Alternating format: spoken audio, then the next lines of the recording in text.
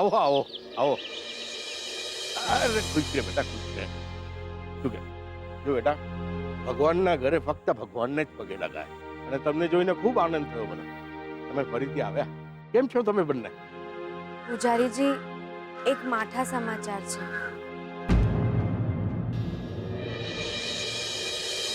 રોદનના પપ્પા હવે આપણી વચ્ચે નહીં રહે.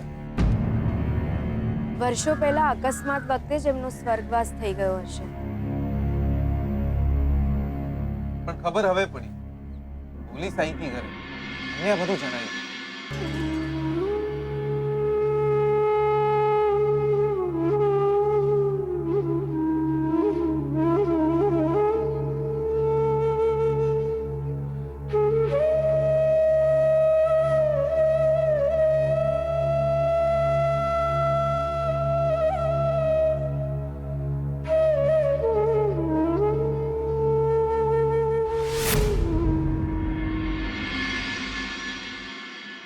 ગ્રહણ નડી ગયું બેટા, ગ્રહણ નડી ગયું.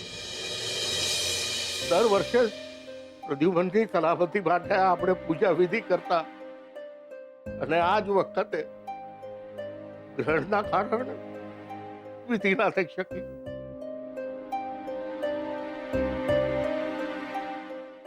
આ કારમાં સમાચાર મળ્યા.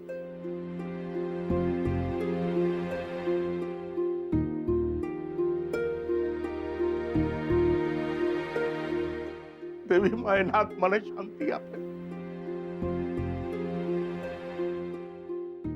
એવું કહેવાય છે ને, માણસ એનું મોત ખેંચી જતું હોય છે. મેં કહ્યું હતું ને, એ દિવસે પણ એવું જ કંઈક બન્યું. પ્રદ્યુમન, કૈલાસ અને કલ્પના અહીંયા દર્શન કરવા આવ્યા હતા કુળદેવીના. પ્રદ્યુમનને તો જવું નહોતું. કલ્પના કે અહીં લગીને આવ્યા છે તો પર્વત ફરતા જઈએ.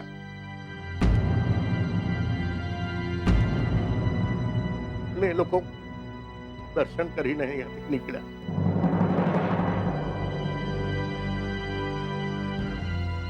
ગોધારા સમાચાર મળે.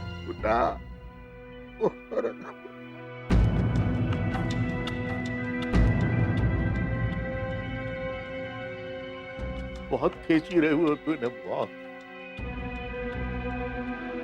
અરે કુલદેવીના આશીર્વાદથી તો માણસનું આયુષ્ય 100 વર્ષ. આને જ કેવા વિધિની વક્રતા. કુલદેવીના દર્શન પછી પ્રદ્યુમન જોડે આ ગોજારો બનાવવો બને.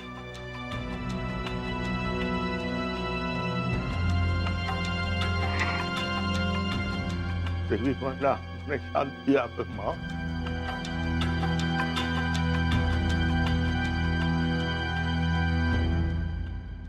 શ્રુતિ, હા આવી.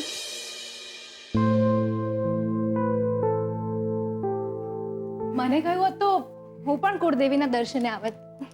લે લાયા ને જોરદાર તમે બી ભાભી. ભાભી તમારે એકલાએ ના જવાનું હોય દિયોર, તમારે શોધીને એની જોડે જ જવું પડે. એટલે જે લોકો લગ્ન કરવાના હોય ને એ લોકોએ સાથે ને સાથે જ જવું પડે, એવો રિવાજ છે. દાદાજીએ કહ્યું હતું.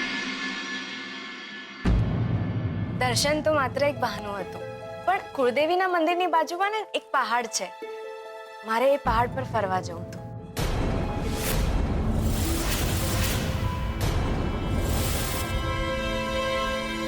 આ કાલે તો દિયોર જોરદાર થયું. બાકી અમે કુળદેવીને ત્યાં દર્શન કરવા છે ને દિયોર, તો આ મને કહે કે બાજુમાં એક પર્વત છે, આપણે ત્યાં ફરવા જઈએ.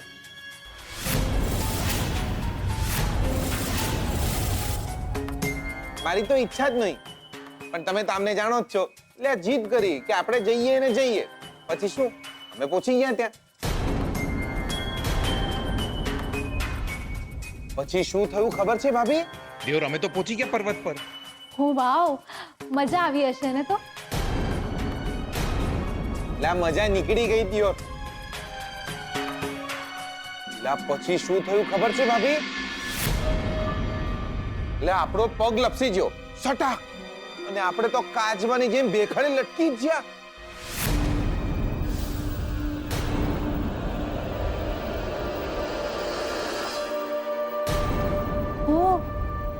પછી શું થયું? પછી તો દિયોર વાત જ ન પૂછો. ऊपर पर्वत नीचे खीण અને આપણે દિયોર, આપણે આપણા હાથમાં એક પથ્થર આવી ગયો ને આપણે એને પકડી લીધો કચકચાઈને, અને પછી જે રાડો નાખી બચાવો, આપણને કોઈ બચાવી લો.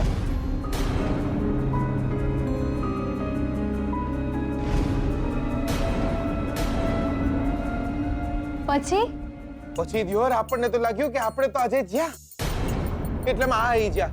આમની જોડે પૂજારી બાપા બી આવી ગયા. પછી આમને કચકચાઈને આપણો હાથ પકડી લીધો દિયોર. પછી શું થયું? પછી આપણે આમને કહ્યું, બકા આજે કંઈ બી થઈ જાય, ભૂલ ચૂક બધી જ માફ કરજો, પણ આપણો હાથ ન છોડતા દિયોર.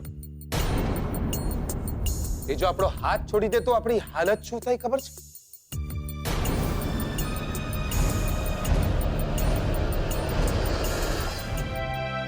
મમ્મા, કોફી. હા.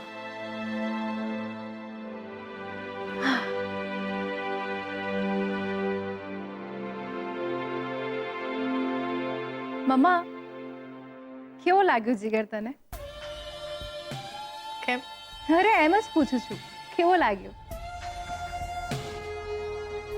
બેવકૂફ.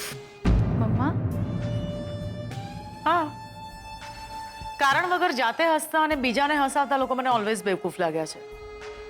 મમ્મા તું લંડન રિટર્ન છે, લંડનમાં મોટેલ છે એની, અને દેખાવમાં પણ સારો જ લાગે છે. જો બેવકૂફ ના હોત ને તો આવી લક્ષ્મી જેવી છોકરીના ચક્કરમાં તો ના જ પડે. ચાલાક અને હોશિયાર તો મને લક્ષ્મી લાગી.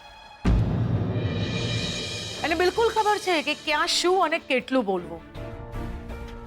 સાચું કહું ને શ્રુતિ, તો લક્ષ્મીનું વગર કારણે વારે ઘડીએ અહીં આવી જવું મને નથી ગમતું. અરે મમ્મા, એ તો દાદાજી એમને મોકલ્યા હતા કુળદેવીના મંદિરનો પ્રસાદ આપવા માટે. સારું થયું ને તે પણ એમને મળી લીધું.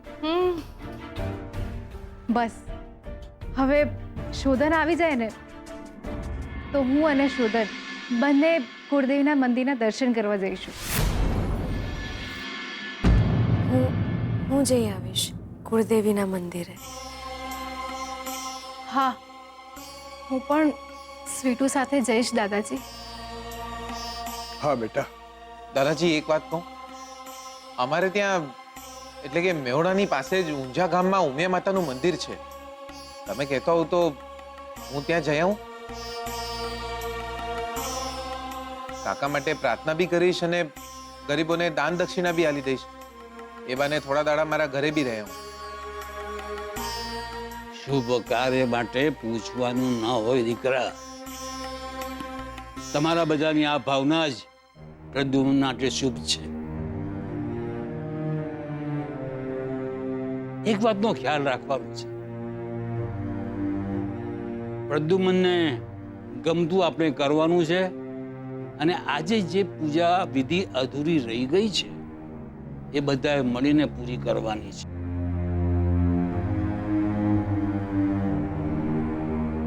દાન પુણ્ય કરીને, પ્રાર્થના કરી અને બદલો લઈને હું બદલો લઈશ, અને એ જ મારા માટે એમના પપ્પાની વિધિ હશે. જ્યાં સુધી ભગવાન શંકરના ત્રિશૂલથી હું આ ભેદને ના ઉકેલું, મને શાંતિ નહીં મળે.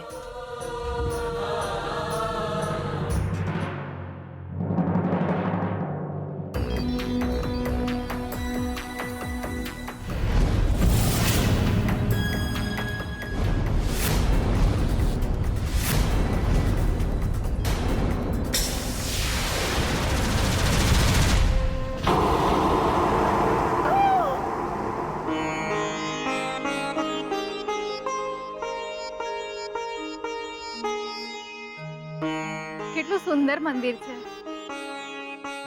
હા બેન. હું અને શોધન જરૂર અહીંયા આવીશું. જી. આવો આવો આવો. પૂજારીજી, હા? આ શ્રુતિબેન છે. મેં તમને વાત કરી હતી ને. હા હા હા, શોધનના જેની જોડે લગ્ન થવાના છે તે. જી. સુખી રે બેટા, સુખી રે.